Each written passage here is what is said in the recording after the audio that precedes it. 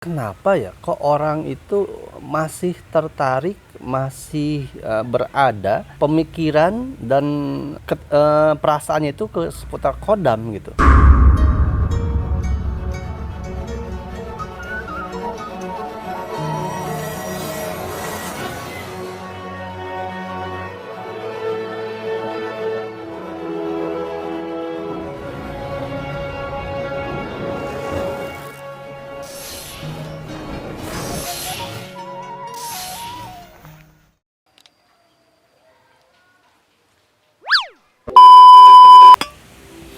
Assalamualaikum warahmatullahi wabarakatuh.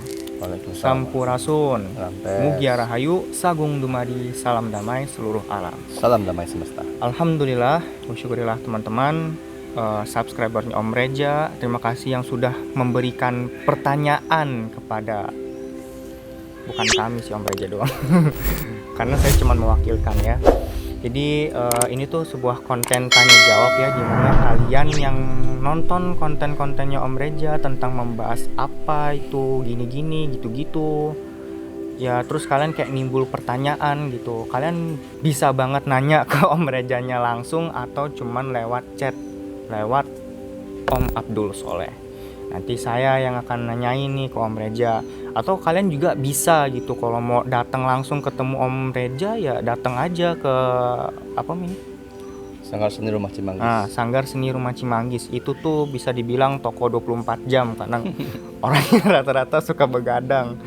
Entah inilah itulah, intinya gitulah ya. Bebas buat semua orang yang mau datang.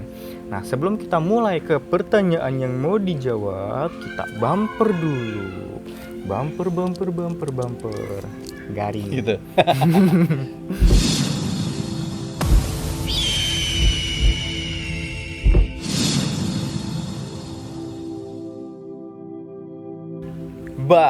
Kita sudah bumper. Kenapa ada ba? Oke. Biar kaget. Oh, biar kaget. Gak tahu kaget atau enggak. Terus? Jadi tadi udah bumper. Nah, sekarang kita lanjut ke pertanyaannya nih. Siap belum? Ayo, siap. Siap ya. Bismillah. Sekali lagi ya buat teman-teman, kalau misalnya kalian udah dapat nih jawabannya, terus kalian agak-agak nggak setuju atau apa gitu ya, ya intinya jangan ditelan mentah-mentah ya. Kalian jadiin pola pikir aja. Nih pertanyaan gini Om, nggak perlu sebutin nama ya, langsung aja. Untuk menjaga privasi kan. Yang penting kan pertanyaannya. Assalamualaikum Kang. Waalaikumsalam. Saya mau nanya nih Kang, Qadam hasil dari bacaan atau wirid itu berupa apa? Oke. Energi atau jin atau aura atau apa? Aduh, gimana sih Om? Oke, Terus, Om ngerti. apakah saya punya Qadam Kang? Aduh. Bisa di scan? Ada barcode-nya nggak? Kirim aja ke Om Abdul, kirim aja. Yang pertama tadi pertanyaannya adalah Qadam dari zikir atau wiridan berupa apa? Nah, sebelumnya teman-temanku, saudaraku sekalian Nusantara, untuk Ardi juga yang memakai pertanyaan dan siapapun yang mendengarkan, saya itu gini, Om tuh selalu berpikir kenapa ya kok orang itu masih tertarik, masih berada pemikiran dan perasaannya itu ke seputar Qadam gitu. Kenapa mereka seperti seolah-olah menginginkan, mengunggulkan dan mengharapkan Qadam? Karena gini, ketika kita bertanya bahwa kalau zikir, kalau wirid itu Qadamnya apa ya? Berarti ketika kita zikir, ketika wirid mengharapkan Qadam, bukan untuk mengingat sama Allah, bukan untuk berbakti, beribadah atau lillahi ta'ala kan? Berarti pamrih tuh. Nah, ketika kita pamrih melakukan sesuatu, jangankan zikir atau wirid, kita pamrih dalam hal apapun itu yang didapatkan sesuai dengan apa yang kita harapkan. Ketika kita zikir, ketika kita wirid, kita bertanya, Qadamnya bentuk apa ya? Kenapa ke situ arahnya?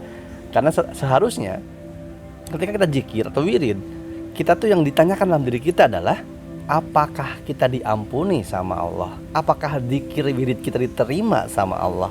Apakah zikir dan wirid kita itu membuat kita lebih baik sebagai manusia? Harusnya itu kan.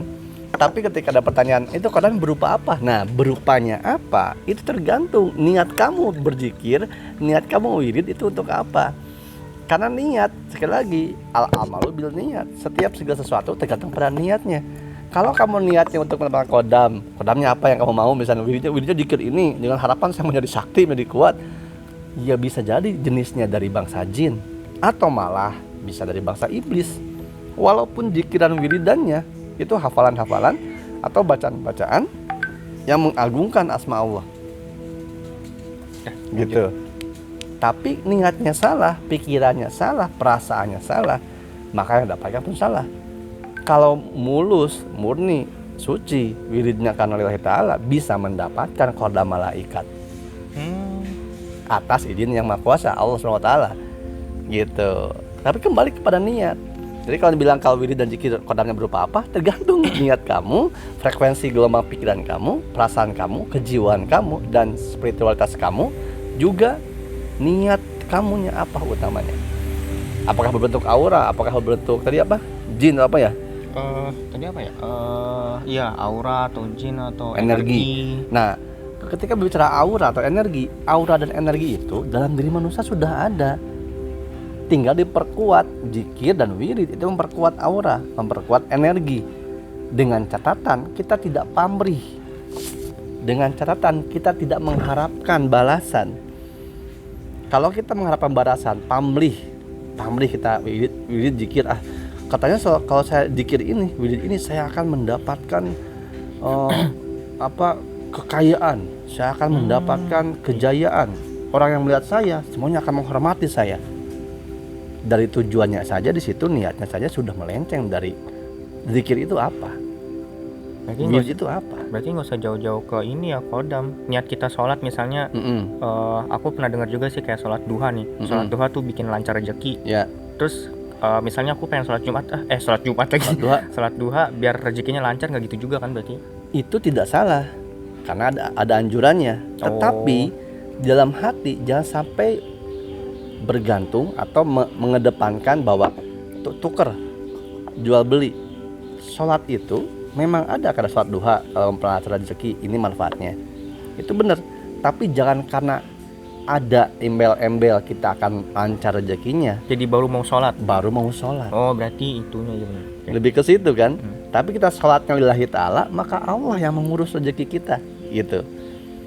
Bukan karena kalau saya sholat duha rezeki saya dilancarin nih, udah saya sholat Nah kalau misalnya ntar rezekinya nggak lancar, orang akan jadi kecewa. Wah, saya udah sholat rajin, mana rezekinya lah? Bukan itu banyak maksudnya. Orang yang kayak gitu ya. Iya kan? Kecoa. Bukan jual beli sama Allah tuh. Gimana sih kok sholatmu diperjualbelikan dengan harta yang nggak sebanding? Kan inna sholati wa nusuki wa mahyaya wa mamati lillahi rabbil alamin kan? Sholatku, ibadahku, semuanya itu hanya untuk Allah. Ya kenapa sholatmu ditukar dengan kekayaan, dengan harta? Adapun yang hadis yang menyebutkan bahwa sholat duha memperlancar rezeki, yaitu adalah fungsi efek sampingnya. Ketika kamu melakukannya lillahi ta'ala dan tulus murni beribadah, bonusnya rezeki lancar. Tapi rezeki lancar pun kalau kita hanya sholat aja tanpa berusaha berikhtiar, ya enggak ada. Iya benar. Contoh nih, kita sholat terus gitu deh, tapi kita ngapa-ngapain, diem aja di rumah. Gua udah sholat duha kok, dari rezeki lancar, tapi nggak nyari kerja, ada kerjaan dibiarin. Ya dari mana datang rezeki? Maka kata Allah, ketika kau selesai melaksanakan sholat, bertebaranlah kau di seluruh muka bumi. Artinya bergeraklah, carilah usaha, jemputlah rezeki, bukan diem. Gitu. Nah diem itu kan konteksnya luas tuh. Ketika misalnya contoh, kita sanggar lah misalnya, terkesan kita diem. Nah ini kita konten, ini kan bentuk usaha sebenarnya kan. Memang YouTube ada hasilnya, ada AdSense-nya. Tapi ada juga tahu, Om sendiri tidak berpusat, tidak berpikiran, ayo kita dapetin AdSense yang besar, kita dapetin uang yang besar dari YouTube. Enggak begitu kan. Utamanya adalah berbagi, saling menasihati. Kalau ada bonus unsurnya, uang AdSense itu kan bonus, dipakai untuk kepentingan bersama gitu. Nah itu yang pertama soal zikir wirid tadi. Terus yang ini yang paling Om, mohon maaf nih kalau saya bukannya maksud meledek atau bukan mempertawakan, tapi mohon maaf teman-temanku, saudaraku sekalian Nusantara. Yang pertama adalah, kenapa kau ingin mengetahui di dalam dirimu ada kodam atau tidak? Karena kodam itu tidak begitu penting. Kodam tidak akan menyelamatkanmu di yaumil hisab. Kodam bukan tolak ukur Allah mencintaimu. Kodam bukan tolak ukur kamu selamat di dunia ataupun di akhirat. Ada nggak adanya kodam itu bisa nggak pengaruh dalam diri kita. Tapi kalau kamu fokusnya pengen kodam, ada kodam nggak dalam diri kita? Ada kodam apa, Kang? Coba di scan. Ada di Terawang gitu kan. Mohon maaf, tidak terlalu penting. Yang penting itu adalah yang pertama, sudah baikkah kita sebagai manusia? Penuh welas asihkah kita sebagai manusia? Pemaafkah kita? Kita merugikan orang lain nggak sih sebagai manusia? Itu lebih penting cari tahu. Apakah kita datang ke sebuah tempat orang-orang lain nyaman dengan kita? Tidak. Apakah kita termasuk orang yang ambisius kah? Apakah kita termasuk orang yang curang kah? Yang licik kah? Apakah kita orang yang selalu datang ke setiap tempat menimbulkan masalah kah? Apakah kita orang yang selalu menggugah hawa nafsu, membuat orang lain marah, mengambil hak orang lain? Itu lebih utama diketahui ketimbang ada kodam nggak, Kang, di dalam diri saya, gitu. Karena ketika kamu berfokus karena kodam, maka jin yang barisannya setan, maka dia akan mengikuti, akan memperdaya, mempengaruhi, menghasut, gitu. Kodam itu sekali lagi seperti bahas sama Om. Kodam itu pendamping, penjaga. Yang namanya penjaga, kita ibaratkan seperti kita punya perusahaan atau pabrik, ada satpam, ada security, ya kan? Nah, si security sama satpam itu kan kita yang gaji, kita yang mempekerjakan, gitu.